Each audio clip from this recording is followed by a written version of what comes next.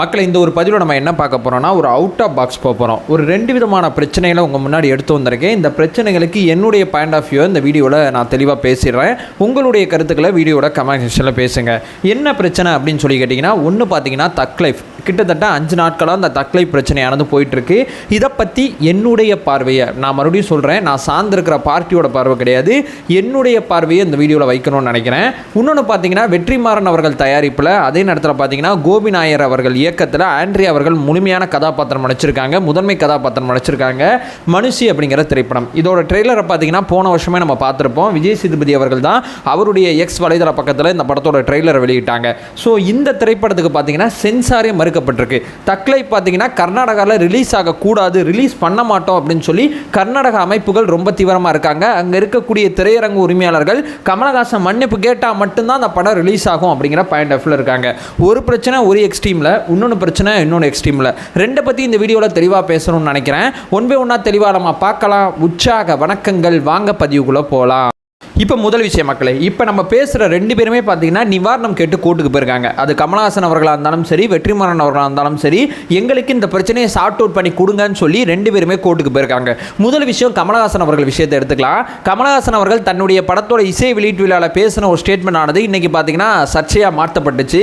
அந்த ஸ்டேட்மெண்ட்டில் அவர் என்ன பேசியிருப்பாங்கன்னா, சிவராஜ்குமார் வந்து அங்கே வந்திருப்பாங்க, அவரை பார்த்து பேசும்போது நான் தமிழேன்னு சொல்லி குறிப்பிட்டு பேசினேன், தமிழ்லேருந்து பிரிஞ்சு வந்தாங்கன்னா கர்நாடகம், ஸோ நம்ம எல்லாருமே ஒரு மாதிரி குடும்ப உறவினர் தான் அப்படின்னு சொல்லி ஒரு ஸ்டேட்மெண்ட்டாக சொல்லியிருப்பாங்க.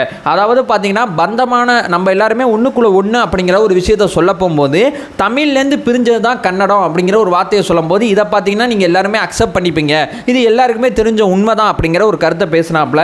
கருத்தை பேசணுன்னா பார்த்தீங்கன்னா கர்நாடகாவில் பார்த்தீங்கன்னா இது எப்படி இப்படி சொல்லலாம், எங்கள் மொழி எப்படி உங்கள் மொழியோட கம்பேர் பண்ணலாம், உங்கள் மொழியிலேருந்து எங்கள் மொழி பிரிந்து வந்ததுக்கு என்ன வரலாறு இருக்குது, என்ன தரவுகள் இருக்குது, எங்கள் மொழிக்கு எவ்வளோ பெரிய பெருமை இருக்குது தெரியுமா அப்படின்னு சொல்லி கன்னடாவில் மிக தீவிரமாக கன்னட மொழியை பேசுகிறவங்க, கன்னட மொழியை மிக தீவிரமாக ஆதரிக்கக்கூடிய அந்த மொழி பற்றாளர்கள் பார்த்தீங்கன்னா கொந்தளிக்க ஆரம்பிச்சிட்டாங்க.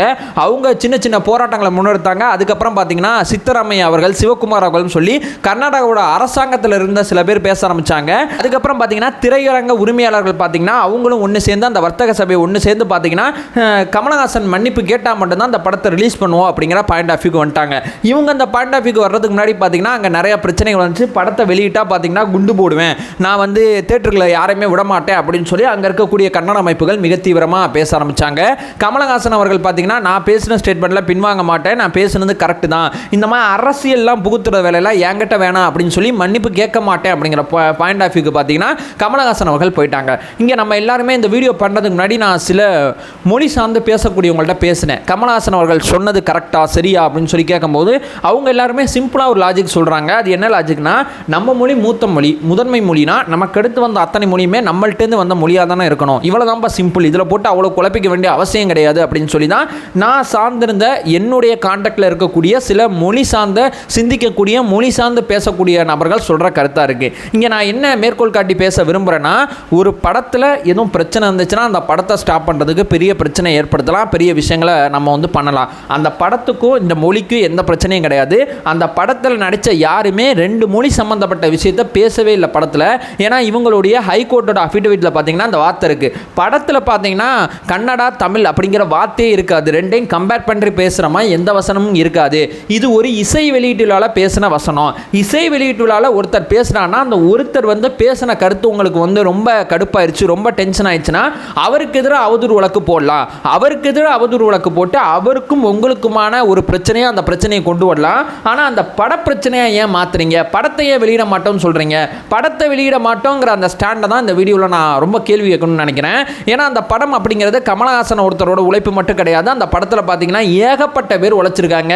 மணிரத்னம் உழைச்சிருக்காங்க, த்ரிஷா அவர்கள் உழைச்சிருக்காங்க, இதுக்கப்புறம் பார்த்தீங்கன்னா சிம்பு அவர்கள் அந்த படத்தில் இருக்காங்க. இன்னும் மொழி தெரியாத, பேர் தெரியாத அந்த படத்துக்காட்டி உழைச்ச ஏராளமான நபர்கள் இருக்காங்க. எல்லாரும் சேர்ந்து ஒரு படத்தை உருவாக்கி அந்த இசை வெளியீட்டு விழாக்கு கொண்டு வரும்போது ஒருத்தர் பேசின கருத்தில் உங்களுக்கு முரண்பாடு இருக்குன்னா நீதிமன்றம் அவர் அலைங்க. நீ என்னப்பா ஆதாரம் வச்சிருக்க, எப்படி இந்த ஸ்டேட்மெண்ட்டை சொல்லலாம், என்ன ஆதாரம் உங்கள்கிட்ட இருக்குது, எது அடிப்படையில் இந்த முடிவுக்கு வந்தீங்கன்னு பண்ணுங்கன்னு சொல்லி கமலஹாசனை நீதிமன்றத்தில் கேள்வி கேளுங்க. கமலஹாசனுக்கு ஆப்போசிட்டான தரவுகள் ஆதாரங்கள் அத்தனையுமே நீதிமன்றத்தில் சப்மிட் பண்ணுங்க.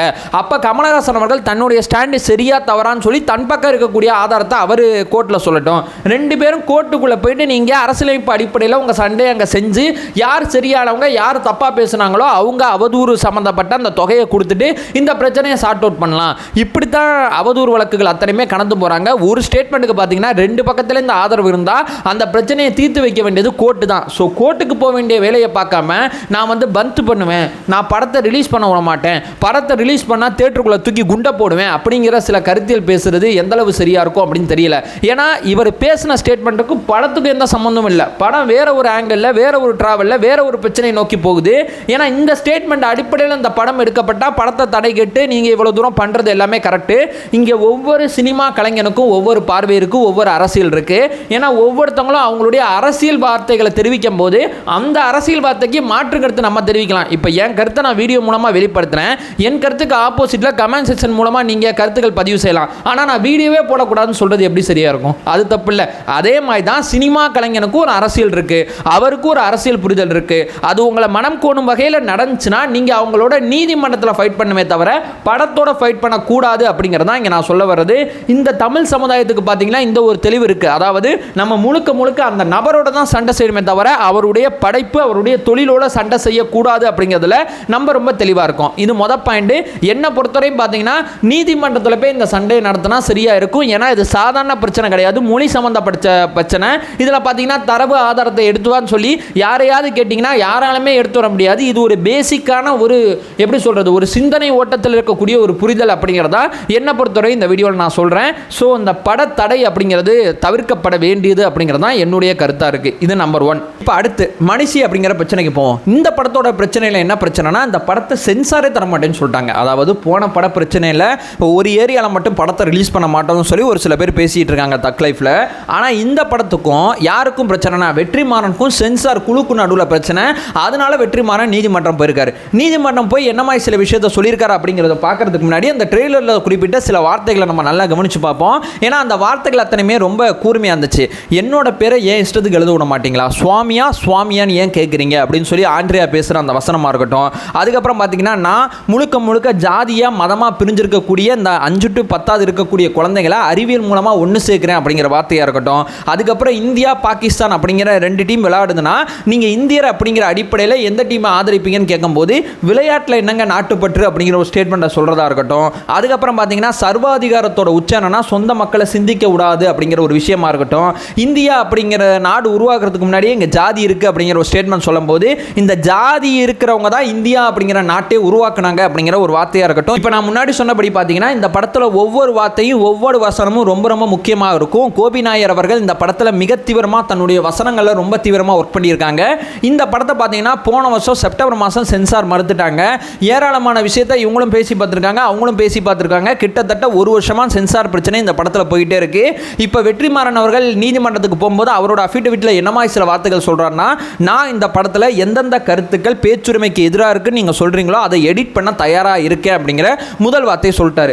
ரெண்டாவது என்ன சொல்கிறாருன்னா இது முழுக்க பார்த்தீங்கன்னா சென்சாரில் பார்த்தீங்கன்னா எங்கள் தரப்போட நியாயத்தை கேட்காமையே இவங்க பார்த்தீங்கன்னா படத்தோட சென்சாரை மறுத்துட்டாங்க அப்படிங்கிற விஷயத்த சொல்கிறாங்க.